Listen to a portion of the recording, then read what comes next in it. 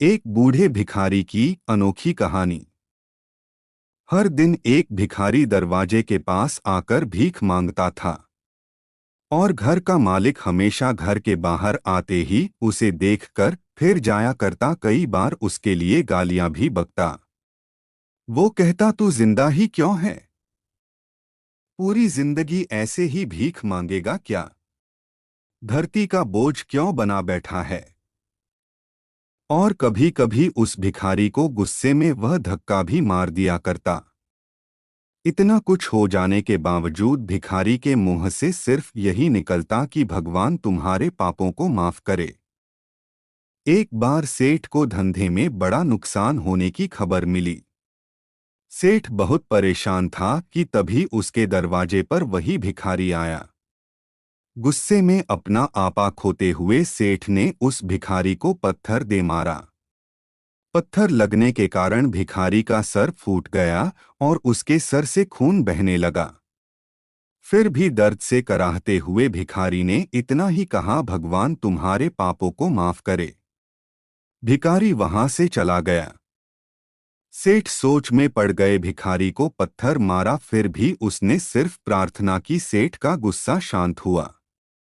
भिखारी का रहस्य जानने के लिए सेठ ने भिखारी का पीछा करना शुरू कर दिया।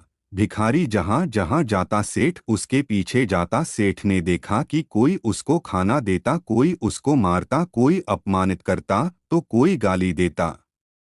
लोग भिखारी के साथ चाहे जैसा व्यवहार करते, लेकिन भिखारी सबके लिए एक ही प्रार्थना करता, भगवान तुम्हारे पाप माफ करें।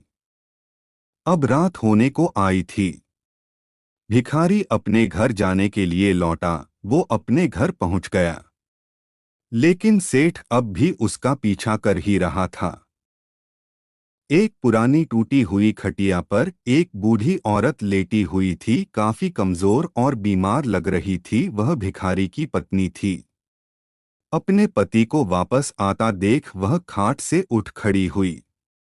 पत्नी ने अपने पति के भीख वाले कटोरे में देखा, उसमें सिर्फ आधी बासी रोटी थी। उसे देखकर वह बोली, आज बस इतना ही मिला? और हाँ, आपके सिर से खून निकल रहा है, ये चोट कैसे लगी? बूढ़ा भिखारी बोला, आज बस इतना ही मिला, किसी ने कुछ दिया ही नहीं। सबने गालियां दी और एक नए इंसान ने पत्थर भी फेंक कर मारा, इसीलिए मेरा सर फट गया।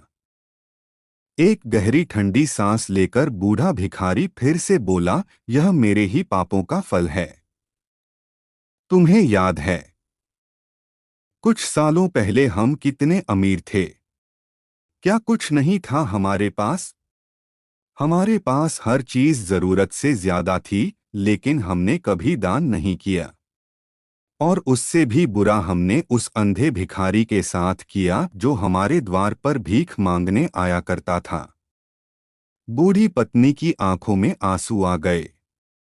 वह बोली, हाँ, हम उस बेचारे अंधे के साथ बहुत बुरा करते थे।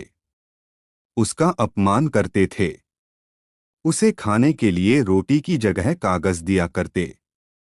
उसका मजाक उड़ाया करते और कभी कभी मारा भी करते थे।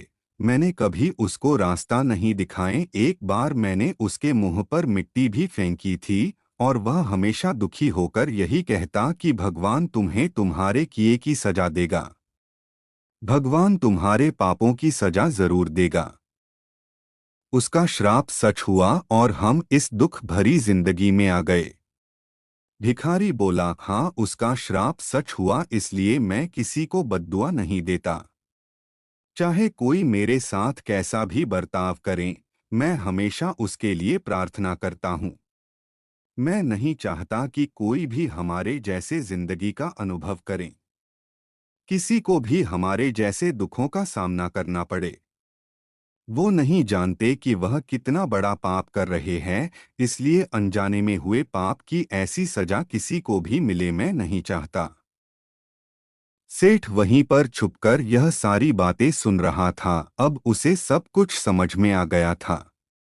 भिखारी और उसकी पत्नी ने वह आधी रोटी मिल बांट कर खाएं और भगवान को धन्यवाद बोलकर सो गए। अगले दिन भिखारी फिर से भीख मांगने गया। सेठ के घर के पास। सेठ ने पहले से गरम रोटियां उसके लिए निकाल कर रखी थी। उसे देते हुए सेठ विनम्रता से बोला, माफ कर दीजिए बाबा, हमसे बहुत बड़ी गलती हो गई। बूढ़ा भिखारी बोला, भगवान तेरा भला करे। इतना कहकर वह आगे निकल गया। इस कहानी से जो सीख लेने लायक है वह बड़ी ही सिंपल है कि आदमी चाहे किसी के बारे में बुरा कहे या भला करें, लेकिन भगवान सिर्फ कर्म के हिसाब से उसको फल देता है। क्या हुआ अगर भगवान नहीं दिखता है, लेकिन यह बात बिल्कुल सच है, उसके खाते में सबका हिसाब बहुत बहुत पक्का होता है। इसलिए जब किसी के लिए कुछ भी करो तो अच्छा ही करो।